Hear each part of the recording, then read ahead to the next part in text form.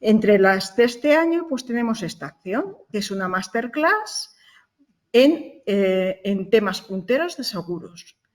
Temas punteros de seguros, pues cualquier tema en seguros es en cierto modo desconocido, pero este es que es extraordinariamente especial, porque no se encuentra un ponente y una no se encuentra una formación como esta, con el nivel que tenemos del ponente y con el nivel que va a tener técnico esta formación fácilmente. Entonces, esta formación luego va a quedar grabada porque habrá gente que no haya podido incorporarse o que se entere después y va a quedar grabada en nuestro canal de YouTube para que todo el mundo lo pueda ver cuando le apetezca. Es verdad que tardamos como 10 días en subirlo, en hacer toda la gestión, pero una vez que queda allí está a disposición de todo el mundo. Lo podéis encontrar a través de nuestra propia página web, veis el canal nuestro y podéis verlo en cualquier momento. Entonces, bueno, esta es la última acción de los planes, por lo tanto, pues no os puedo contar, no os puedo invitar a más, porque ya estamos en el límite del último límite, pero bueno, nos va a quedar que lo vamos a abordar. Esta va a ser la joya de la corona. Entonces, bueno, por si acaso alguno más no ha entrado, que sí que veo que han entrado 7 más, pues comentaros que somos del Centro de Referencia Nacional de Administración, Seguros y Finanzas de la Comunidad de Madrid y que somos el centro más pequeñito de los 5 centros de referencia de la Comunidad de Madrid. Pero bueno, por eso no vamos a ser peores, sino muy orgullosos de serlos. Entonces, sin más, os doy paso para que ya Marcos presentes y nos pongamos en marcha, ¿vale? Y a disfrutar la sesión. Hasta luego. Muchas gracias, Marta, por la introducción. Espero que todos me oigáis bien. Ahora mismo tenemos a 30 personas conectadas. Quería deciros a todos, bueno, primero que la sesión se programó para el día 25 de mayo, después hubo una reprogramación para el día 19 de junio y eso ha hecho que ha habido gente pues, que ha recibido los primeros mail y luego ha habido cambios en las fechas. Ha habido otros a los que no les ha llegado la información del centro y de la difusión hasta esta misma tarde o con 24 por ello, aunque realmente lleva publicado en las redes y en todas las redes sociales, tanto en LinkedIn como en YouTube, como en Instagram, y en Twitter y otras durante tiempo, con un montón de seguimiento. Y aún así, pues hemos conseguido que muchos de vosotros podáis estar hoy aquí con todos a escuchar, como decía Marta, una ponencia muy, muy interesante, que va a ser una visión práctica sobre la cobertura del ciberriesgo. Sabéis que el ciberriesgo hoy en día está en boga porque estamos en un mundo que se ha globalizado, que tecnológicamente es muy complejo, donde ha surgido una criminalidad alrededor de los agujeros en seguridad que puedan tener las empresas, no solamente de su parte operativa, sino también de sus datos, lo que crea unos problemas importantes, como decía, tanto a nivel empresarial como a nivel reputacional. Y entonces nosotros hemos ido a elegir este asunto porque creíamos que era de máximo interés. Hemos tenido una gran acogida por parte del centro, al que agradezco que nos dé la oportunidad de hacer la presentación y después de mucho hablarlo, pues hablamos con Rafael Ortiz Losada, que es suscriptor senior de ciberriesgos, o cyber underwriter, que es como se llama técnicamente en el grupo asegurador al que pertenece, que es AIG. AIG actualmente es una de las compañías que está aceptando el riesgo y asegurando pues prácticamente al 80% de las grandes compañías en este sentido. Y él es una persona que nos va a dar una visión muy práctica, que de eso se trata, sobre cómo se puede traspasar este riesgo. Las compañías al final tienen la obligación bien de prevenir ese riesgo, bien de, acotarlo económicamente mediante una serie de ahorros para en el caso de que llegue poder hacerlo, o bien decidir traspasar el riesgo a una aseguradora que con su procedimiento actuarial pues decidirá cuáles son las primas y cómo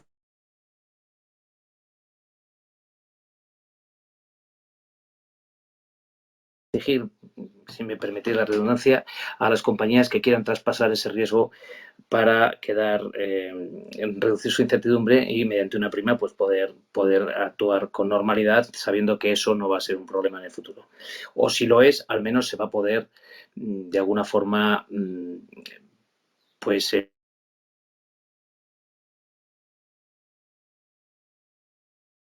Te hemos perdido, Marcos. Vale, pues si os parece, voy comenzando, ¿vale? Bueno, en primer lugar, muchas gracias a todos, muchas gracias al centro, muchas gracias a Marco, aunque después se la daré porque no me escucha. Yo soy Rafael Ortiz, soy ingeniero de telecomunicaciones por la Universidad de Málaga y actualmente trabajo como suscriptor senior de ciberriesgos en AIG. Y anteriormente he estado en cargos como consultor de ciberseguridad en Deloitte. ¿Qué vamos a ver hoy? Pues tengo preparado 5 puntos en donde, en primer lugar, quiero hacer una introducción al ciberriesgo, comentar cuáles son las principales tendencias, cuál es el panorama de amenazas que estamos viendo a día de hoy y también dar una visión de futuro de cuáles son esos riesgos que pueden venir. Daremos algunos datos sobre el sector asegurador y después pasaremos a los aspectos a tener en cuenta en la suscripción del ciberriesgo. Posteriormente pasaremos a ver cuáles son las principales coberturas que tiene una póliza ciber. Después veremos los servicios de prevención que acompañan a esa póliza ciber y por último comentaremos un caso práctico de un ciberincidente. Entonces, sin más, doy comienzo.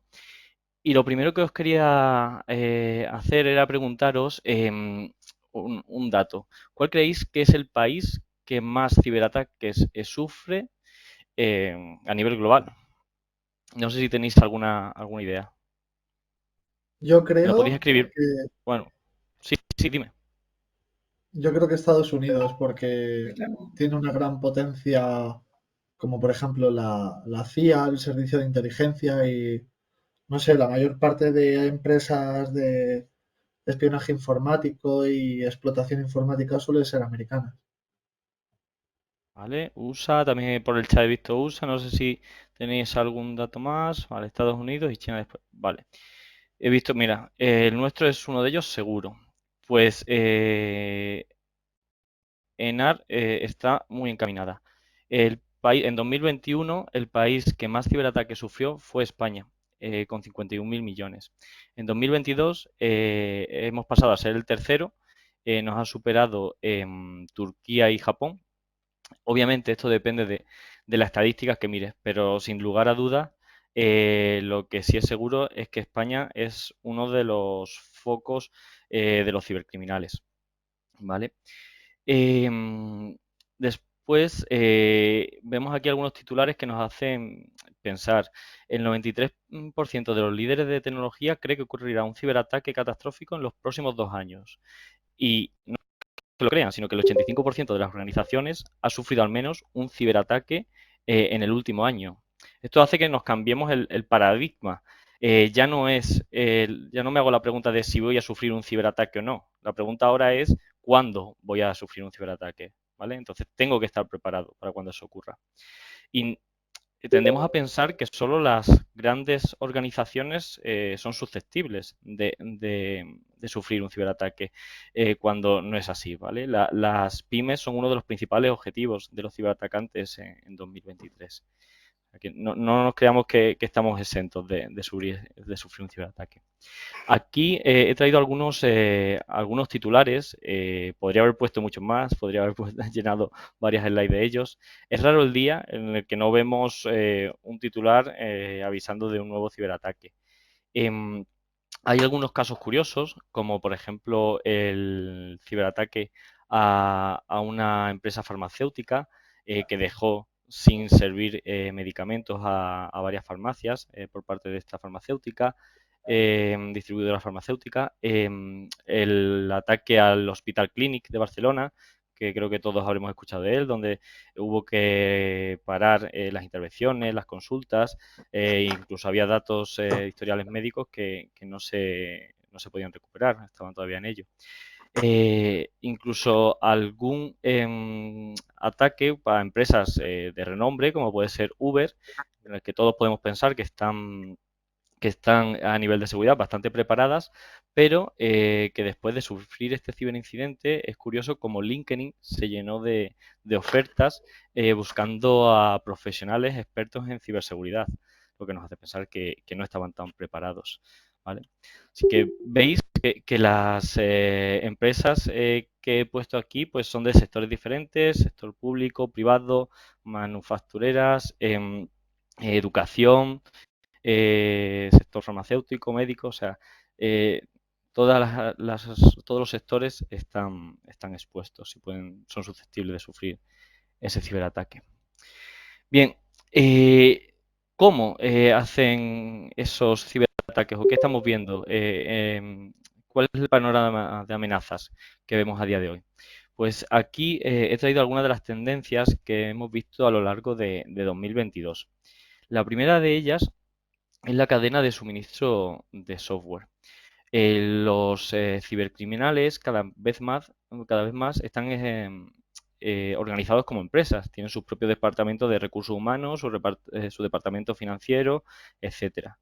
Entonces, lo que buscan es maximizar sus beneficios. ¿Cómo hacen esto? Pues uno de los tipos de ataques que se dan es el de cadena de suministro de software, que lo que busco es comprometer a una compañía que se dedique a suministrar software a otras compañías, de forma que si soy capaz de introducir en el software que distribuyen una puerta trasera, por ejemplo, pues con un solo ciberataque puedo afectar a cientos o miles de compañías. ¿Vale? Por lo que estoy maximizando los beneficios con menor esfuerzo. Otro ataque similar que se da con el mismo objetivo es no centralizarse en el software como tal, sino en compañías que sean proveedoras de servicios, que suelen tener conexiones a muchas empresas para darles servicio.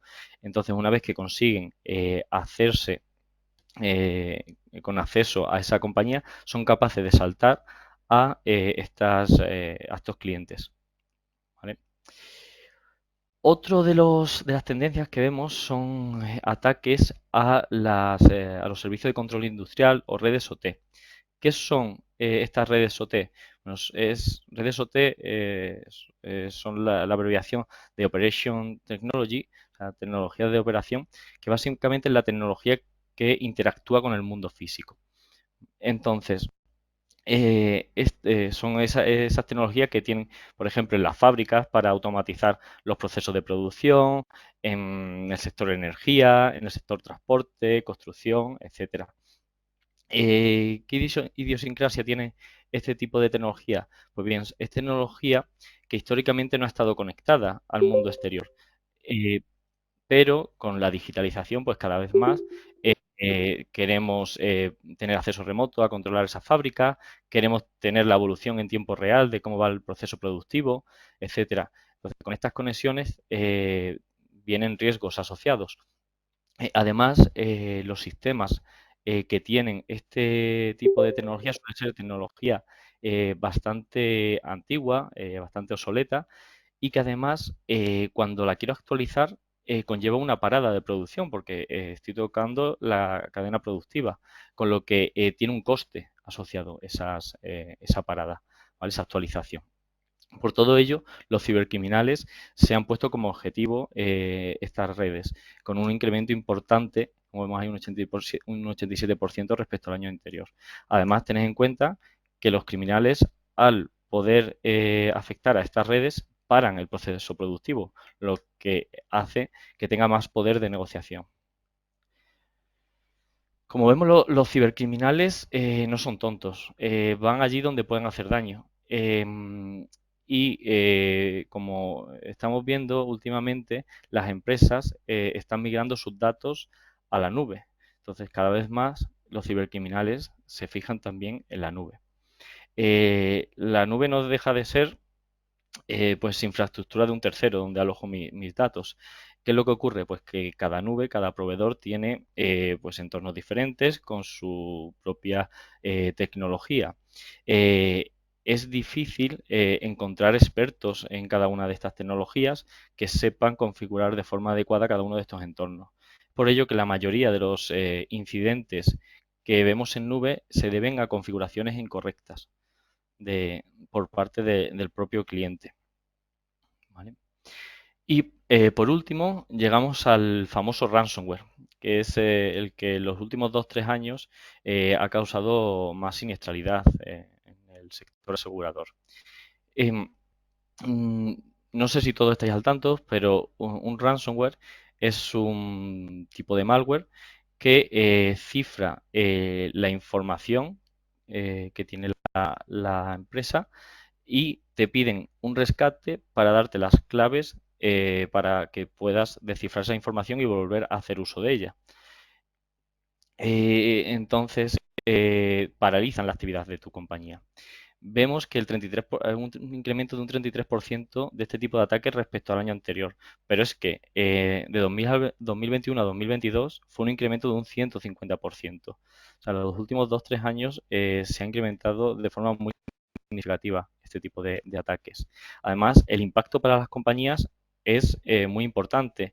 Siendo un 67% de las compañías afectadas tuvieron un impacto entre 1 y 10 millones y un 4% de ellas un impacto superior a 25 millones. Además, cada vez vemos una velocidad de infección más rápida, llegando en algunos casos a ser de 2 horas.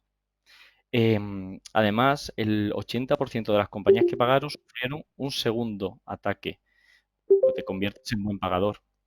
Y tiene repercusión hasta el nivel de los empleados. Un 37% de las compañías que sufrieron ese ataque se vieron forzadas a despedir empleados. Como digo, cada vez más los cibercriminales son compañías y crean nuevos modelos de negocio. De hecho, existe el ransomware as a service, que es que un grupo cibercriminal desarrolla un software y a cambio de un canon, pues te lo cede a ti para que tú seas el que lleva a cabo ese ciberataque. Es decir, no necesito ser un experto para poder desplegar ese ransomware. Además, existen otro tipo de empresas, por ejemplo, especializadas en hacer campañas de phishing que me venden las credenciales y compro la credencial de aquí, el ransomware de allí y puedo, sin ser un experto total, llevar a cabo ese ciberataque. Y existen nuevas fórmulas también de, de extorsión, como la doble extorsión, que llevó a cabo ese cifrado de datos, pero como se dieron cuenta los cibercriminales que las compañías con las copias de seguridad podían restablecer dichos datos, pues dijeron, ¿cómo puedo hacer más fuerza? Pues robando esos datos. Entonces te robo también los datos y amenazo con publicarlo. De esta forma llevo a cabo una doble extorsión. ¿Vale? Durante 2023 pues esperamos que siga habiendo este tipo de ataque y siga siendo uno de los principales pues, objetivos de los criminales. Pero no todo es ransomware. También dentro de como veremos después, dentro de la póliza de ciberriesgo, también se da cobertura a la protección de datos. Y la Agencia de Protección de Datos española es una de las más activas a nivel europeo. Como vemos aquí, las multas por protección de datos aumentaron en 2021 un 521% y van desde grandes empresas hasta pequeñas empresas, siendo este otro de los puntos de siniestralidad. Y esto es lo que hemos visto durante 2022, pero ¿qué es lo que viene? Vale, pues aquí quería mencionar tres tendencias que estamos viendo que pueden llegar a variar ese panorama de amenazas. La primera de ellas es la computación cuántica. Y es que los sistemas de seguridad actuales se basan en gran medida en el cifrado, que no deja de ser un algoritmo matemático en el cual en un sentido es muy fácil, pero en el sentido opuesto es muy complejo, llevando años, cientos de años, miles de años, descifrar esa clave. ¿Qué ocurre con la computación cuántica? pues que esto desaparece. Ese tiempo que antes eran cientos de años, ahora pasarían a ser segundos, por lo que los sistemas de seguridad se quedarían obsoletos. ¿Vale? El mundo de la ciberseguridad está trabajando en cómo afrontar lo que viene. Otro de las tendencias, que está aquí ya, es el robo de datos biométricos. Si te roban una contraseña, pues yo soy capaz de cambiarla, ¿no? Entonces solo duraría el tiempo hasta que cambie esa contraseña, dicho robo. Pero si me roban un dato biométrico, algo que soy, por ejemplo, la huella dactilar, eh, además de que no puedo cambiarla, pueden acceder a cualquier activo, a cualquier empresa donde se utilice ese dato biométrico, bien sea mi móvil, bien sea el banco, bien sea lo que sea. Entonces, la exposición es mucho mayor. Y por último, la inteligencia artificial, que tanto está en los medios últimamente, como el ejemplo de ChatGPT. La inteligencia artificial tiene varias implicaciones. Una de ellas es el aumento o la facilidad con la que podrían suplantar nuestra identidad. Pueden hacerse pasar por nosotros con un avatar, simulando nuestra voz, simulando la forma en la que escribimos, etcétera. Otra de las implicaciones es el desarrollo de software malicioso, de malware, donde también sin grandes conocimientos puedes llegar a desarrollar ese software. El otro día leí una noticia en la que una inteligencia artificial había sido capaz de desarrollar un software, un ransomware de hecho, que mutaba y que entonces los antivirus avanzados, los EDR, no eran capaces de detectarlo. Vale. Y por último, para acabar este contexto, quería traeros algunos datos del mercado asegurador de ciberriesgo. Según el informe de ICEA, el mercado de ciberriesgos son en España unos 50 millones en primas aproximadamente. Esto teniendo en cuenta que dicho informe abarca el 75%. Uy, perdón, si os podéis poner en mute. Gracias. Em, lo componen ese mercado unas 22.000 pólizas y los sectores con más cuota de mercado son el sector financiero, el industrial y energético, así como los servicios profesionales, pero veis que hay una amplia gama de sectores. Bien, pues ahora quiero que nos pongamos en el papel de un suscriptor y que pensemos que vamos a analizar una compañía. Entonces, lo primero que tengo que hacer a la hora de suscribir un riesgo ciber, o sea, un riesgo de una compañía que quieren transferirnos a nosotros, es el riesgo inherente. O sea, ¿qué riesgo tiene esa compañía por el mero hecho de existir? Así que no sé qué eso ocurre en este ámbito que tenemos que tener en cuenta.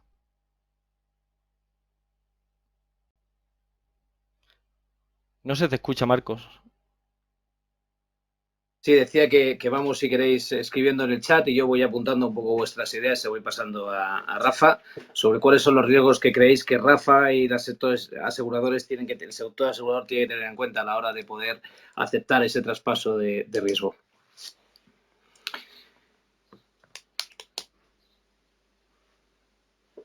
Bueno, hablan de las medidas de seguridad que tenga la empresa, del número de empleados y sus teléfonos, el número de teléfono.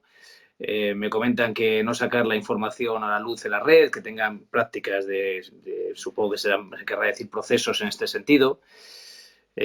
Pues que como de crítica es para la empresa este tipo de amenazas y cómo de crítica es la empresa en la sociedad, el sector al que pertenece. Bueno, esas son unas cuantas de las ideas que están planteando ellos. La base de registro de clientes, que se usan pentesters que pongan a prueba a los empleados para mantener la integridad y confidencialidad de disponibilidad, presencia de firewalls, de IPS, de IDS, etcétera. Estas son un poco las ideas que está exponiendo el foro. Vale, vais bien. Habéis tocado algunos de los puntos a los que quería llegar. No sé quién ha mencionado el sector al que pertenece la compañía. Pues sí, ese es uno de los principales o primeros puntos que vemos, la actividad que desarrolla esa compañía, ¿vale? Obviamente, no todas las actividades o todos los sectores pues tienen la misma siniestralidad históricamente. Hay algunos que por su mera operativa tienen más riesgo. Entonces, es uno de los primeros puntos que tenemos que mirar. Después, otro de los puntos es la dimensión de la compañía. No tiene el mismo riesgo una compañía que factura 1 millón de euros que una compañía que factura miles de millones. Y no es lo mismo una compañía que está solo presente en España que una compañía, una gran multinacional que está en todo el mundo. Otro que creo que también lo habéis comentado por ahí son los datos que maneja. No es lo mismo una empresa que solo tiene datos de carácter personal, son pocos y no son sensibles, a una compañía que maneja datos médicos, datos de tarjeta de pago, etcétera. Otro es la normativa, que creo que no lo habéis mencionado. No todas las empresas están expuestas a la misma normativa. Hay empresas que por su sector pues tienen que cumplir con una normativa específica o por tratar cierto tipo de datos. También, por ejemplo, datos de tarjeta de pago pues tienen que cumplir con unos estándares específicos. ¿Vale? Entonces esto es otro punto a tener en cuenta. Y después, un punto muy importante es la siniestralidad. Como hemos visto anteriormente, una empresa que ha sufrido un siniestro es más probable que la vuelvan a atacar. Entonces, es otro de los puntos que tenemos que tener en cuenta. Y por último, pues bueno, otra serie de aspectos, como por ejemplo la exposición pública que tenga la compañía, los canales de venta. No es lo mismo una compañía que solo venda a nivel físico, una venta más tradicional, que una compañía que toda su facturación se dé a través de Internet. Y después, otro punto importante es la inteligencia de amenazas. Que ahí lo que hacemos es mirar ese perímetro de red de la compañía y vemos pues si tiene vulnerabilidades expuestas, se mira la dark web, a ver si hay algún foro en el que se está hablando de atacar esta compañía o si ya ha sido atacada, etcétera. ¿Vale? Después, este riesgo inherente se ve reducido por los controles mitigantes, que ahí sí veo que estabais mencionando varios de ellos. Controles hay muchos, ¿vale? Infinidad de ellos. Entonces aquí lo que he hecho es simplemente mencionar los 5 dominios de un estándar internacional como puede ser la NIST, para hacernos una idea de los principales puntos que tenemos que tener en cuenta. El primero es la identificación. Aquí tenemos controles más de gestión, de análisis, donde por ejemplo se pide que se haga un análisis de riesgo, que exista una política de seguridad de la información, etcétera. Después tenemos el dominio de protección, donde englobamos aquellos controles que previenen ese ciberataque. Por ejemplo, un doble factor de autenticación en el acceso remoto, contar con un antivirus avanzado, una buena gestión de parches, de actualizaciones, etcétera. Después tenemos el dominio de detección, donde pretendemos, pues si está habiendo un ciberataque, detectarlo lo antes posible. Para ello, pues puedo poner controles como es un SOC, que es un servicio de operación de seguridad 24/7, por ejemplo, un SIEM, que es una herramienta que correla los eventos que se están dando en la compañía y si detecta una anomalía salta una alerta, etcétera. Después tenemos la parte de respuesta, donde podemos contar, por ejemplo, con planes de recuperación ante incidentes, o sea, qué voy a hacer si se da un incidente, cómo lo voy a parar, tenerlo pensado antes para no ponernos nerviosos en ese momento, probarlos para tenerlos entrenados, etcétera. Y por último, la parte de recuperación. Oye, si he tenido ese siniestro, ¿cómo voy a recuperar mi actividad? Contar con un plan de continuidad de negocio, probarlo, etcétera.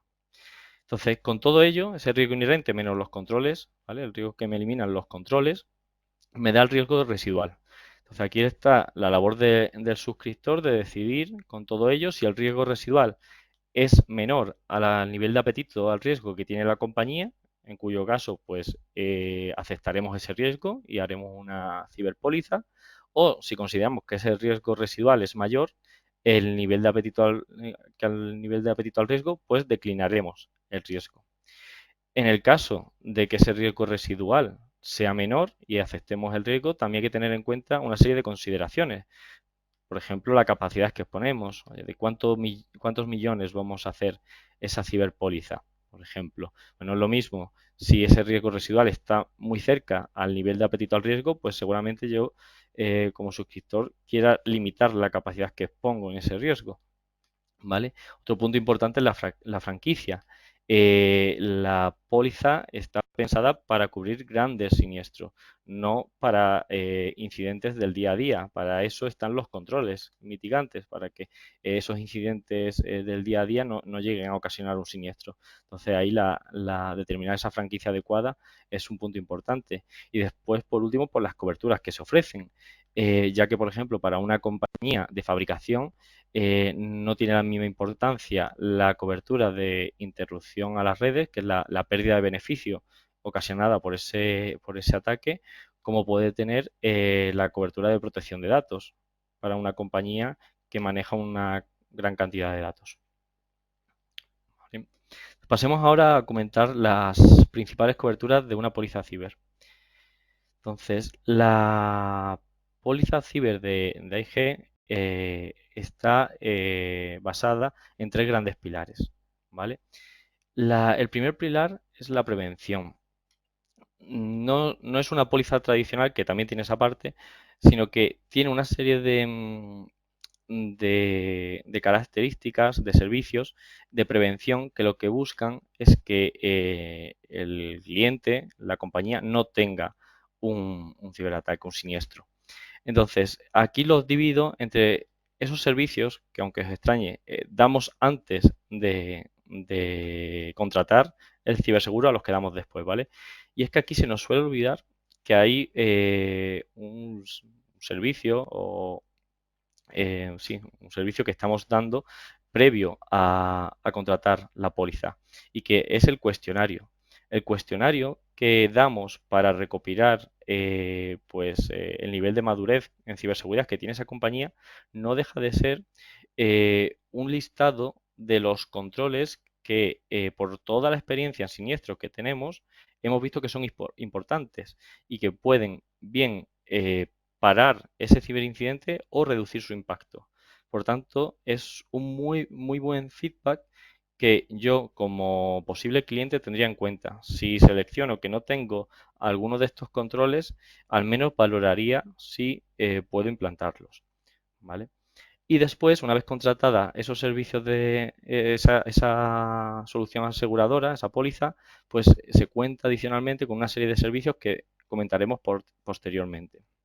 Después está la primera respuesta, y es que la póliza ciber cuenta con un número de teléfono abierto 24/7, en el cual, si yo tengo un siniestro, puedo llamar e inmediatamente tengo a mi disposición pues un experto técnico, un experto legal y un experto en relaciones públicas, ¿vale? Que me asesoran en todo momento en cómo pues contener ese ciberincidente a nivel legal, si tengo que comunicarlo a la Agencia de Protección de Datos, y a nivel de relaciones públicas, si tengo que hacerle alguna comunicación a mis clientes, por ejemplo. Después de esas 72 horas se sigue dando respuesta, obviamente. Ahora vemos cómo con la cobertura de gestión de incidentes, ¿vale? Porque el tercer pilar son las coberturas tradicionales del seguro. La cobertura de gestión de incidentes viene a ampliar una vez que porque no lo he mencionado, pero durante esas primeras 72 horas que dura la primera respuesta, no se aplica franquicia. Pero una vez que se consumen esas 72 horas, se sigue dando servicio, tanto por la parte técnica como legal, como de relaciones públicas, pero ya se aplica la franquicia. Adicionalmente, esta cobertura pues ofrece un servicio de recuperación de datos para recuperar, por ejemplo, los datos si los tenía almacenados en un backup offline, pues todos los trabajos para volver a ponerlos en producción, ¿vale? Así como los gastos de notificación, bien sea a la Agencia de Protección de Datos, bien sea a los afectados. Si han robado datos de carácter personal, pues a esos afectados que le han robado los datos.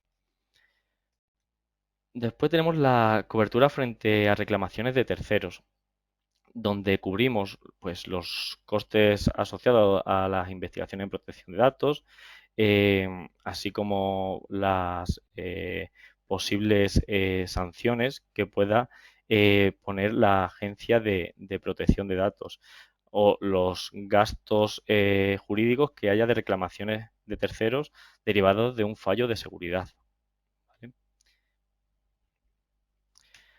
Después tenemos la cobertura de interrupción en las redes, donde se cubre los gastos incurridos para paliar esa interrupción en la red, como la pérdida de beneficio que he sufrido de tener paralizada la compañía, ¿vale? Ese tiempo que he estado sin operar me ha supuesto un coste, una pérdida de beneficios que estaría cubierta. Después tenemos la cobertura de proveedor externo de servicios, que no deja de ser una ampliación de las coberturas anteriores, eh, en donde hasta ahora todo lo que estamos hablando es si yo, mi empresa, sufre un fallo de seguridad, un ciberataque. Pero esta cobertura amplía esas coberturas a si el que sufre el ataque es mi proveedor externo de servicios tecnológicos. De forma que si a mí yo tengo un proveedor que me da un servicio crítico para mí y ese proveedor sufre un ciberataque y, por ejemplo, pues no puede seguir operando, yo sufro posiblemente una pérdida de beneficios, aunque sea parcial, o una interrupción en las redes parcial. Eso es lo que podríamos dar cobertura con esta cobertura específica. Después tenemos la cobertura de ciberextorsión, donde ponemos a disposición del cliente un consultor experto en negociaciones de rescate. Si a mí me están pidiendo un rescate porque he tenido un ransomware, este experto asesora al cliente en esa negociación y en el caso de que el cliente, porque es el cliente quien decide, asesorado por el consultor, si decide pagar, también se daría cobertura al reembolso de ese pago siempre y cuando no contravenga ninguna ley, blanqueo de capitales, etcétera, ¿vale? Y por último, tenemos la cobertura de actividades multimedia, donde se cubren los costes de defensa por daños a la reputación de empresas, personas, derechos de autor, plagio accidental, infracciones por robo de ideas, etcétera. Bien, pasemos ahora a los servicios de prevención que, como comentaba, acompañan a la póliza ciber. Aquí comentar que no todas las compañías, no todas las compañías aseguradoras ofrecen estos servicios de prevención. Hay algunas que lo ofrecen, otras que no, y no todas ofrecen los mismos servicios. Aquí voy a comentar los servicios de AIG. Hay algunos que son más comunes, otros que son específicos de AIG, ¿vale? Entonces, el primero de ellos es una plataforma de ratings de riesgo ciber, ¿vale? Esta es una plataforma que mira el perímetro de red, es decir, mira desde fuera la red y es capaz de decirnos si pues existen vulnerabilidades expuestas, puertos inseguros abiertos, si está habiendo comunicaciones desde la empresa a IPs que son consideradas maliciosas, etcétera. De esta forma, pues te da una visión de qué está ocurriendo o el nivel de madurez de esa empresa, ¿vale? Entonces, con ese feedback, la empresa puede poner remedio a esos issues que se han detectado. Después también se pone a disposición del cliente una plataforma online para la concienciación a empleados en ciberseguridad, con varios cursos en más de 30 idiomas. Además, esta plataforma permite lanzar ataques de phishing simulados. Es decir, yo puedo diseñar que se envíe a todos mis empleados un correo malicioso para que me den sus credenciales y puedo ver cuántos de ellos han picado. Lo que se suele hacer es lanzar el ataque, después dar los cursos de formación y después volver a lanzar otro ataque de phishing simulado para ver si esos cursos han tenido efecto y han picado menos.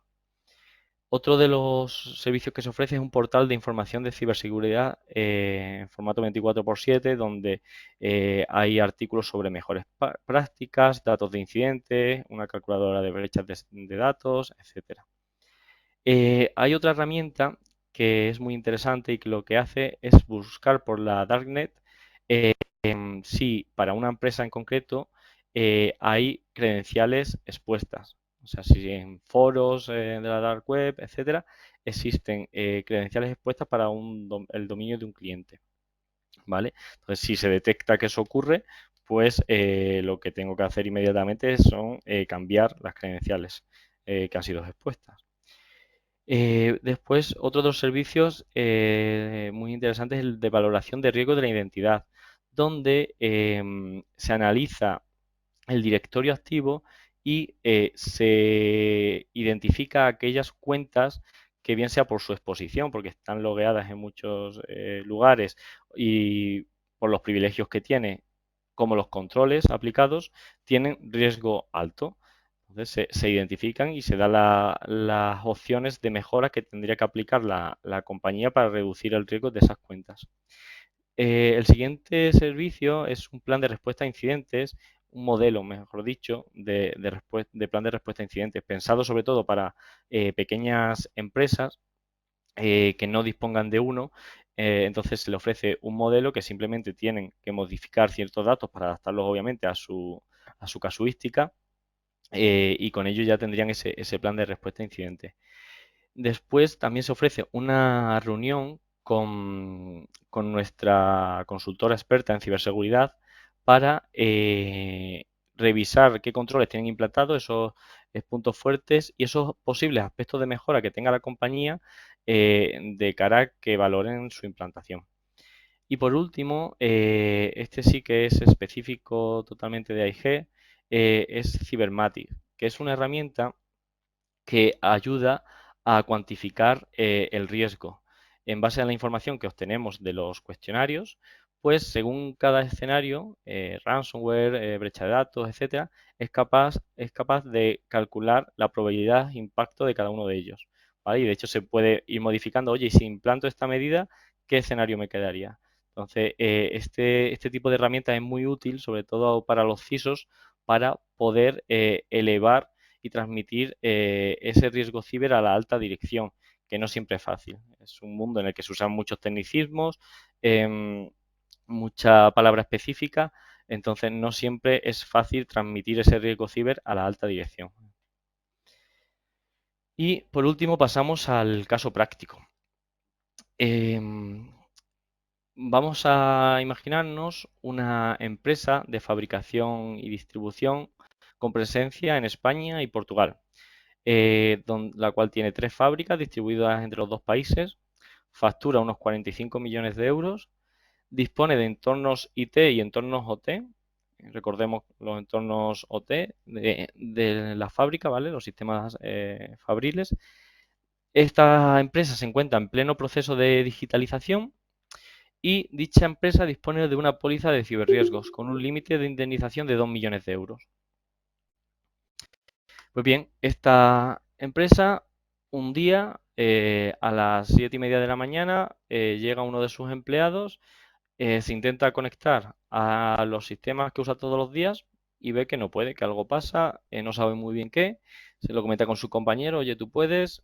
No, yo tampoco, se decide escalar y tras un primer momento de incertidumbre se decide pues activar el protocolo de crisis y entre las medidas que están en dicho protocolo está activar la póliza, llamar a ese número de primera respuesta 24/7 para activar dicha primera respuesta.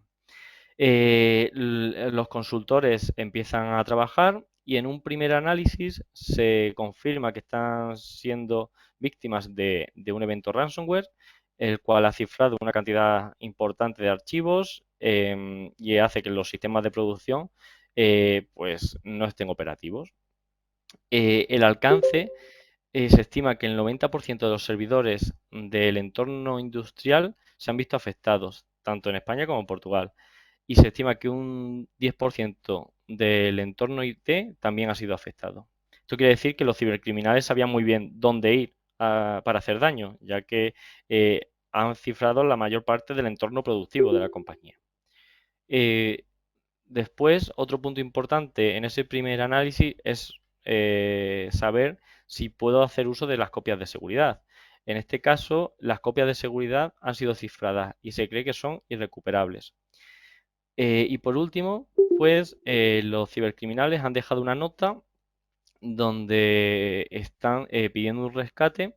Dicen que además de cifrar la información, han robado esa información y amenazan con publicarla y piden un rescate de 1 millón de euros. Bien, el día 0 es el día en el que me ocurre el ciberincidente, donde detecto que estoy siendo víctima de ese ransomware. Durante las primeras 72 horas, los primeros 3 días, hago esa evaluación inicial donde veo qué es lo que está ocurriendo, contengo el ciberincidente en la medida de lo posible. Como me están pidiendo un rescate, pues la compañía, la empresa decide que quiere hacer uso del consultor experto en negociaciones que pone a disposición suya la póliza. Este experto ayuda a negociar con los cibercriminales y tras 7 días desde el incidente, pues la compañía decide pagar. Una vez paga y recibe los datos para descifrar esos datos, ¿vale? Esa clave para descifrar los datos no es automático, no es ya tengo la clave, presiono un botón y ya está todo solucionado. No, ahí tengo que seguir un proceso para ir viendo qué sistemas siguen estando contagiados por ese malware e ir poniéndolos de nuevo en producción. Entonces, esa recuperación de datos me lleva hasta recuperar parcialmente más de un 50%, 14 días, es decir, 7 días más, y para llegar a una recuperación total, a recuperar la actividad como antes del incidente, me lleva 22 días. ¿Vale? Además, nos estaban diciendo que habían pues robado información. El análisis forense continúa durante esos días y en el día 18 desde el ciberataque, el análisis forense determina que sí ha existido filtración parcial, ¿vale? De esos datos, por lo que también hay que comunicar a la Agencia de Protección de Datos dicho hecho. A nivel técnico, esto lo que hemos visto hasta ahora es pues los pasos más importantes que se van dando. A nivel técnico, como digo, hay una serie de pasos que hay que dar. En el primer momento, crear ese comité de crisis y recuperación para que estén involucrados los principales stakeholders. Después, ese comité decide cortar comunicaciones para que los cibercriminales no se sigan comunicando con la compañía. Después se decide desplegar un EDR, que no deja de ser un antivirus avanzado, ¿vale? Que con capacidades de detección y respuesta. Después, a ese EDR se le incluye los IOCs específicos de esta variante de ransomware. Los IOCs no son otra cosa como la firma específica de esa variante de ransomware, ¿vale? Para que el antivirus avanzado sea capaz de detectarlo perfectamente. Una vez que tenemos ese antivirus avanzado con esos IOCs, con esa firma, pues comienza el triaje, comienza a ver qué ordenadores, qué sistemas, qué servidores han sido afectados y cuáles no. Los que están limpios me los llevo a una red segura y los que no, pues tengo que recuperarlos, es decir, reconstruir esos sistemas y para asegurarme que no queda ningún rastro de ese malware y llevarlos a esa red segura. Y adicionalmente, pues tengo que resetear todas las claves y usuarios privilegiados en un primer momento con doble factor de autenticación para asegurarme que no está dándose de nuevo una clave a un cibercriminal y después no solo a los usuarios privilegiados, sino a todos. ¿Vale? Entonces, lo que hemos visto hasta ahora, perdonad, es qué ha ocurrido después de ese día 0, ese día en el que he tenido un ciberincidente, pero ¿qué ha ocurrido antes para llegar a ese día 0? ¿Qué han hecho los cibercriminales? Pues bien, los cibercriminales, como veis aquí, fueron dando una serie de pasos hasta llegar a ese día 0 que se podían haber evitado.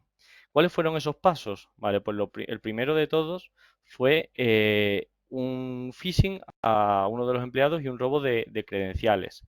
Esto es como si yo me hago pasar por una persona que va a revisar la caldera de tu casa y te tienes que ir y te pido que me dejes la llave.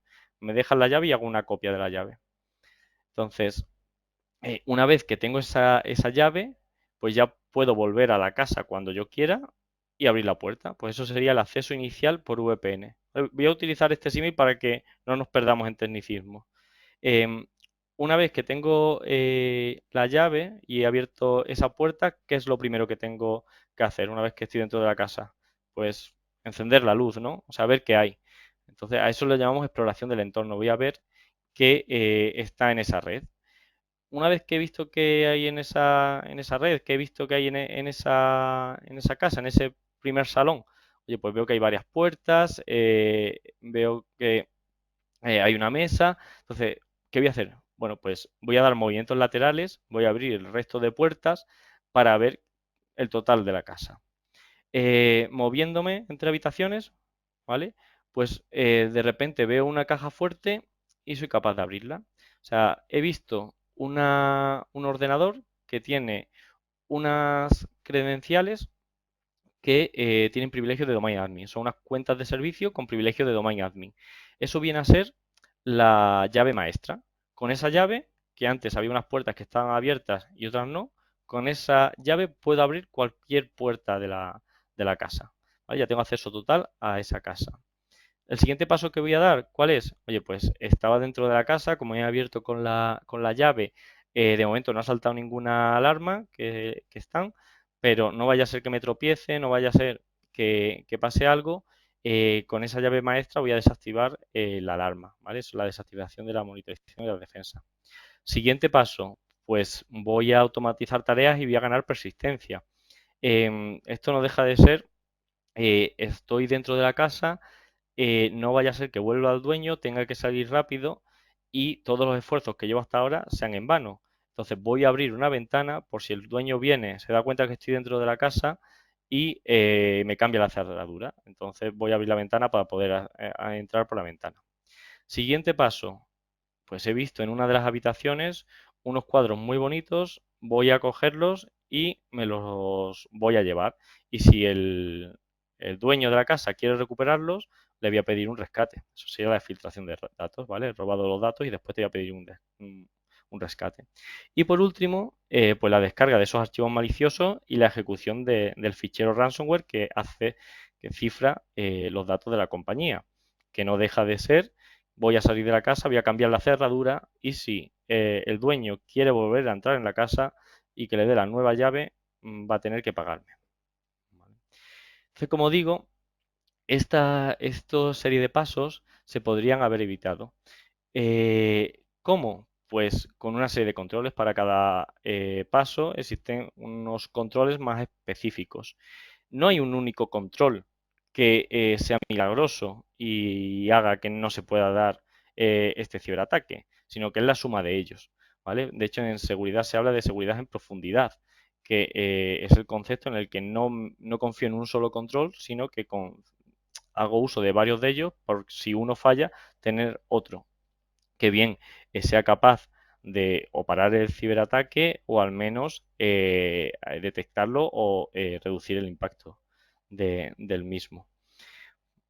Entonces, de ahí la importancia que tienen los cuestionarios que se piden a la hora de suscribir una ciberpóliza, ya que hacemos, o sea, preguntamos por la mayoría de estos controles. ¿Vale? Y sin más, esto es todo. Así que no sé si tenéis preguntas. ¿Queréis comentar algo? No se te Súper guapo, escucha, tío. Marco. Está súper guapo. Muchas gracias Muchas por gracias. todo. Muchas gracias por toda la presentación. Mira, creo que has cubierto toda la materia con profundidad. Ha habido varias preguntas durante tu exposición que sí nos gustaría que, si puedes entrar en ellas con mayor o menor profundidad, ¿sabes? Pues desarrollaras un poquito un poquito sobre ello, ¿no? Por ejemplo, Enrique ha preguntado, y creo que viene mucho al caso, dice, oye, mira, tú no sabes, claro, lógicamente estamos hablando de cobertura de ciberriesgo, de momento una compañía detecta que puede haber un riesgo de este tipo, un riesgo cibernético, y decide traspasar a una compañía. Pero ¿no será esa póliza con esa cantidad de coberturas y que además llega incluso a pagar en el caso de que así se decida al criminal que está en este caso afectando a la compañía, ¿no será que la convierte precisamente por eso en un mejor objetivo? Esto es lo que se pregunta a Enrique, es a decir, oye, por el hecho de tener una póliza que sé que me va a cubrir, ya sé que yo voy a estar, pero supongo que todo esto pues está muy pensado, ¿no? Pero los propios criminales están diciendo, alguien que sé que con seguridad paga porque tiene una póliza será mejor objetivo que alguien que a lo mejor no tiene el dinero, ¿no? ¿Cómo podría responder a esto? Aquí hay dos puntos muy importantes, ¿vale? El primero de ellos es que toda póliza ciber tiene una cláusula de confidencialidad, precisamente para evitar eso. O sea, yo no puedo hacer una póliza ciber e ir diciendo que tengo una póliza ciber a los cuatro vientos, ¿vale? Para evitar ser un objetivo. O sea, va en propio beneficio del cliente. Y el segundo punto es que tú tienes esa cobertura, pero como digo, es el cliente quien decide pagar o no. Y de hecho, tú si me preguntas a mí, yo te voy a recomendar no pagar, porque te conviertes en buen pagador. Vas a entrar en la lista de buen pagador y es bastante posible que te vuelvan a atacar. Por ello, lo que tienes que hacer es tener buenas medidas de ciberseguridad para poder reponerte de ese ciberataque sin la necesidad de llegar a pagar. De hecho, habéis visto que se dan coberturas adicionales como la recuperación de datos, ¿vale? Los costes de consultoría técnica para que no sea necesario hacer uso de esa otra cobertura. Muy bien, muchas gracias por la respuesta, ha quedado bastante claro. Hay otra pregunta que nos hace Pilar sobre protección y controles. ¿Se puede llegar a dejar fuera en vuestro análisis como suscriptor, que eres principal en este tipo de riesgo, se puede dejar fuera una compañía que os hiciera una solicitud de cobertura y le enviáis vosotros el cuestionario como elemento formal del contrato del seguro y en esa respuesta al cuestionario encontráis que no tiene los niveles de protección y seguridad que vosotros exigís? Es decir, ¿hay una exigencia mínima que dejaría fuera a esa compañía como no asegurable o implicaría un riesgo agravado como contrapunto? ¿Cómo lo ves?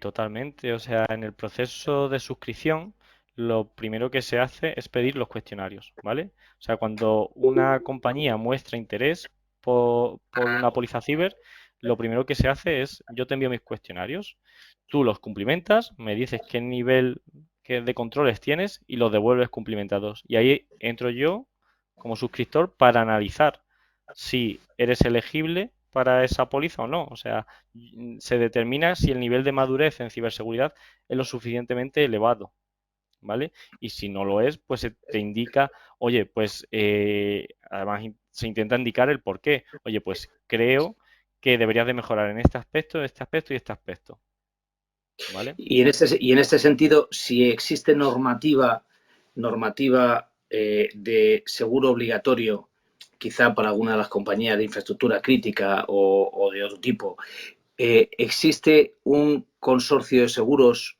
que una cámara compensatoria que en el caso de ser obligatorio el seguro y no ser asegurado por ninguna de las aseguradoras porque no cumple con determinado, pueda exigirles cumplir o incluso cubrir ese riesgo? No, a Como día en el de hoy no caso, existe. vengo a preguntarte como en el caso del vehículo, por ejemplo, que puede pasar que el vehículo obligatorio, pues te puede llegar a pasar que entres, ¿no? No existe ese consorcio y a día de hoy no es un seguro obligatorio. Entonces no existe esa casuística como tal, a día de hoy. Se ha hablado en alguna de las normativas, sí, en alguna no normativa, pero bueno, se escucha a nivel europeo que existe algunas voces que comentan que podría llegar a ese punto, pero a día de hoy no. Todavía no estamos ahí, ¿no? No. Bien, Juan Carlos Sola, el corredor, nos pregunta si puedes darnos una idea sobre la franquicia en términos relativos frente al coste de la prima.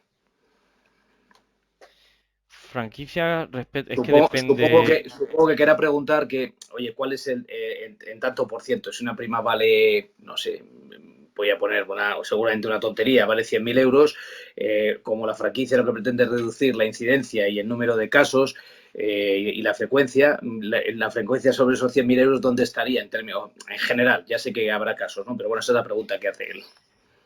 Es que depende del riesgo y es que depende mucho. Puede que para ese caso que comentas, Marcos, haya una empresa que tenga una franquicia de 250.000, incluso medio millón, y haya otra que tenga, no sé, 50.000. O sea, podría variar mucho dependiendo de la compañía. También Ok. dependería del límite, etcétera. O sea, dependería mucho.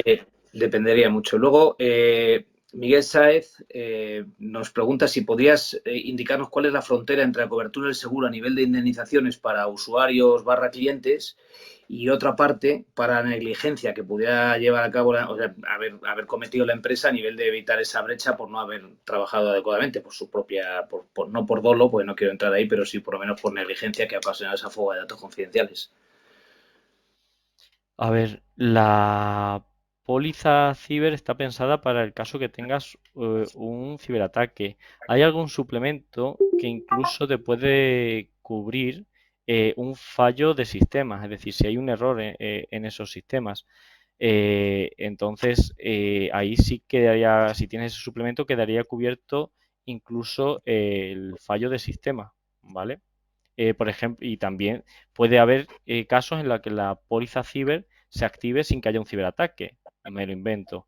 Yo he perdido un ordenador con datos de carácter personal, ¿vale? Una cantidad ingente de datos de carácter personal.